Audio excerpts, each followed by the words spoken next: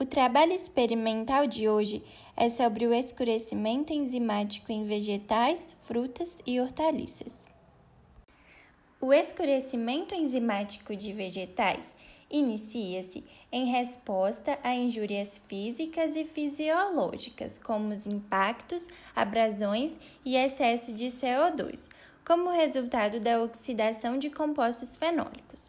As lesões provocadas nos vegetais levam ao colapso celular e à consequente descompartimentação dessas células, promovendo o contato dos compostos fenólicos com enzimas associadas ao escurecimento, que são as polifenol-oxidases e as peroxidases.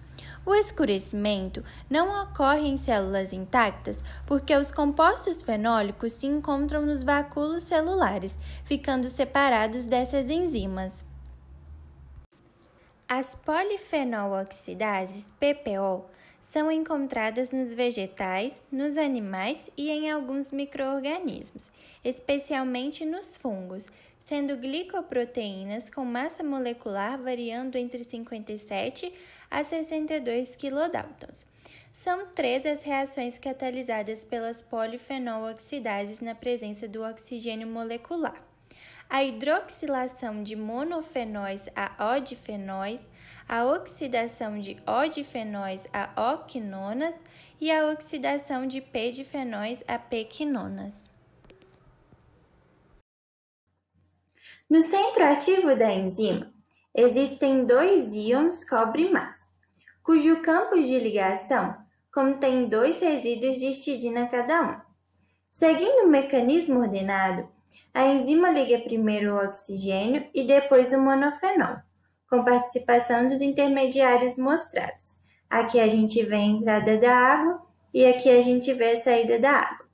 A mudança de valência dos íons cobre+ para cobre++ provoca a formação do complexo enzima-substrato, na qual a ligação oxigênio-oxigênio fica tão polarizada que ocorre a hidroxilação, seguida da formação de um odifenol.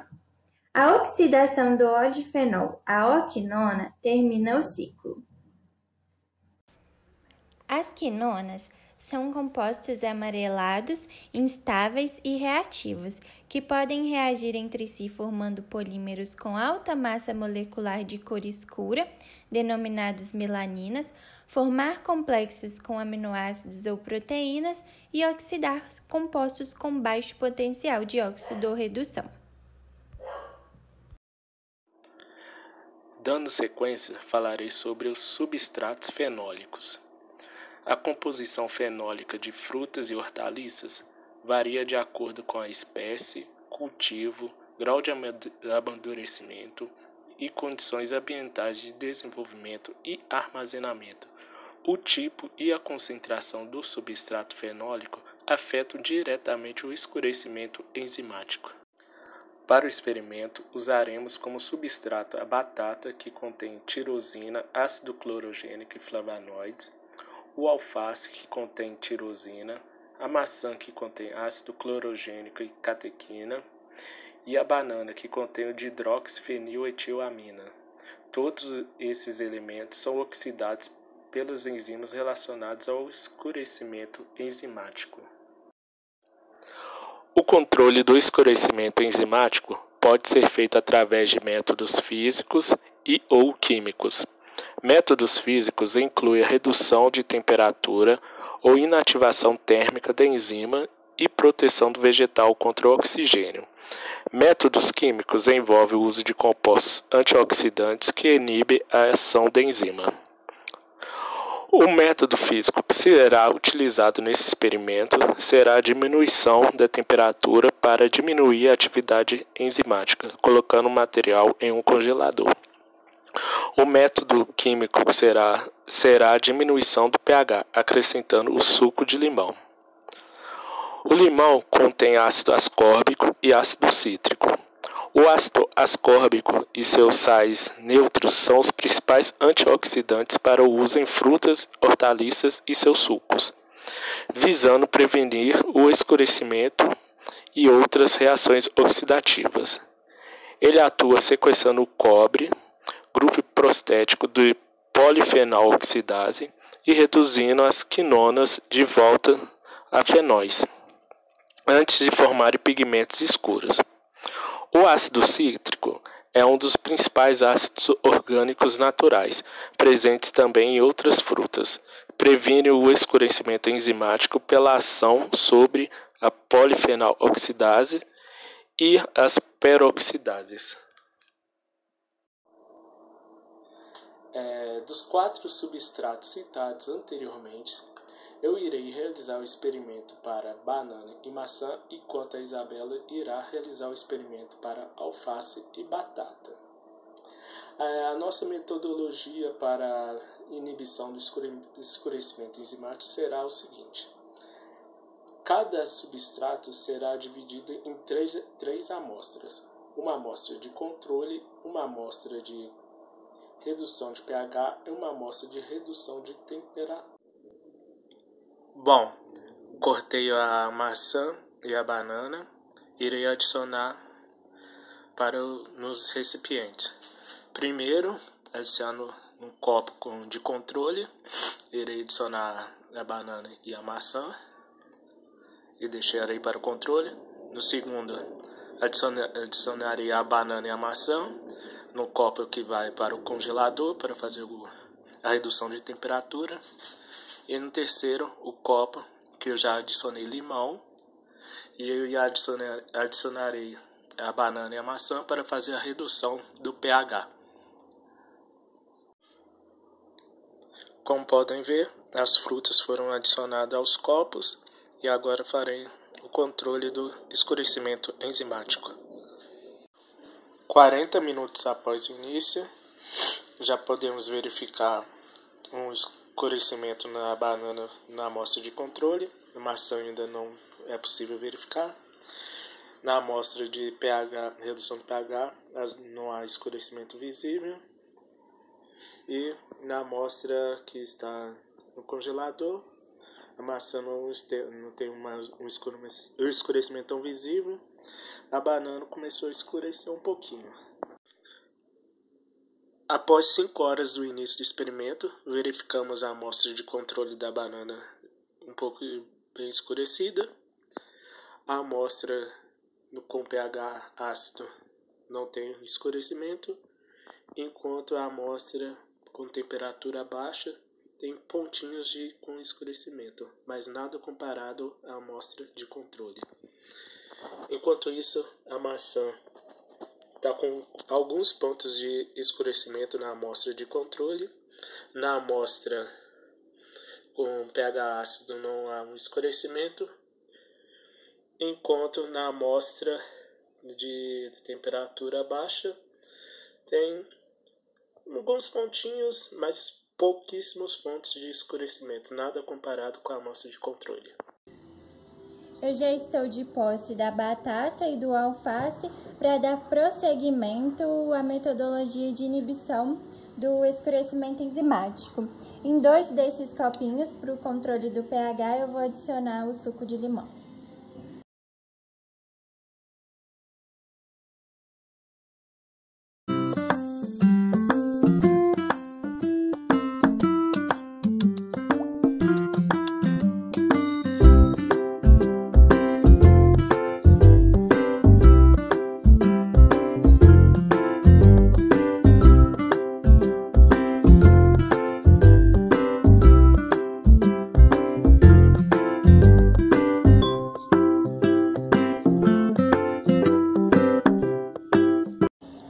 De posse da batata já picada e da alface já picada, eu vou adicionar um pouco, eu vou imergir limão, um pouco da batata, tem que ficar completamente imergida.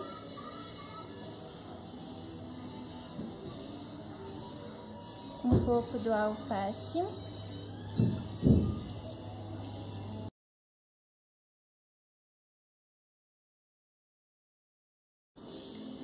Outro tanto da batata eu vou colocar nesse potinho que vai ficar aqui ao ar livre mesmo, o mesmo pro alface.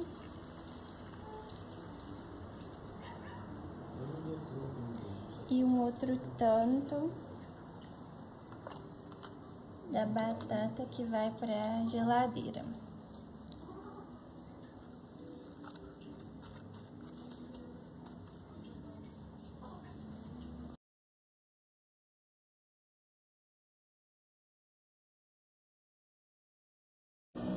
Então, eu coloquei as plaquinhas aqui para a gente avaliar se o pH inibiu a atividade enzimática e se a baixa temperatura inibiu a atividade enzimática. E de 10 em 10 minutos eu vou colocando os 2 copinhos aqui para a gente ir tirando as fotos.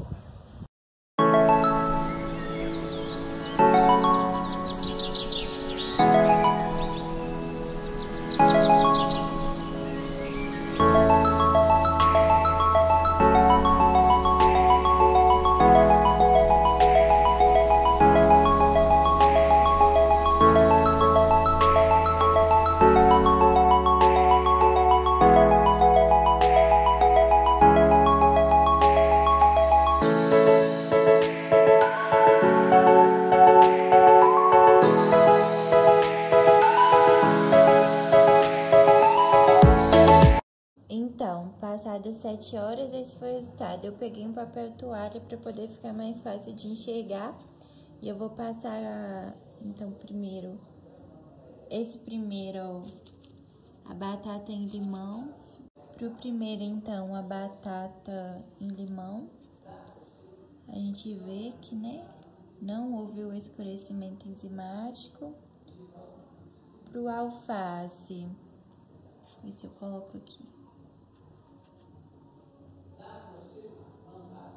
Não houve o escurecimento enzimático também, ficou murcho. Aí o controle, né, dá pra ver o escurecimento enzimático. A batata ficou bem escura mesmo. E pro alface não aconteceu nada. Pra ver, não aconteceu nada. Com o alface, não deu pra perceber escurecimento nele não. E para a amostra de batata que foi colocada na geladeira, grudou aqui, mas enfim. Acho que dá para ver que também não houve escurecimento enzimático. E pro alface, tá dando para ver um escurecimento enzimático nas pontas.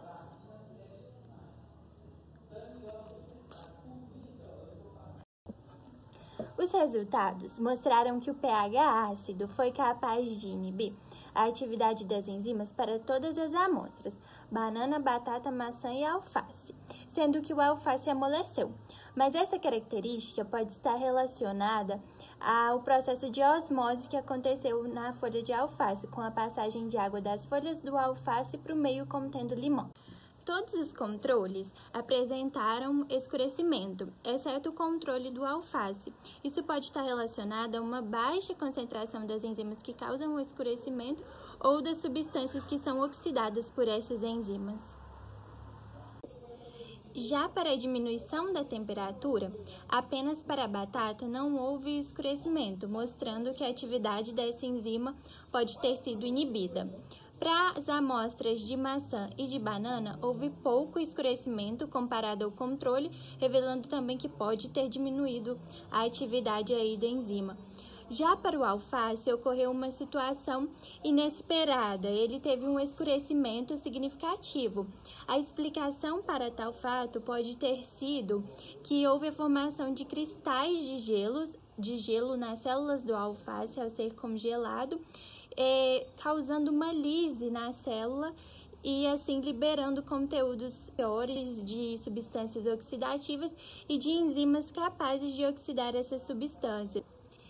Isso pode ter acelerado o processo de escurecimento, sendo a temperatura menor incapaz de contê-lo, já que o processo foi mais rápido do que o processo de inibição da enzima.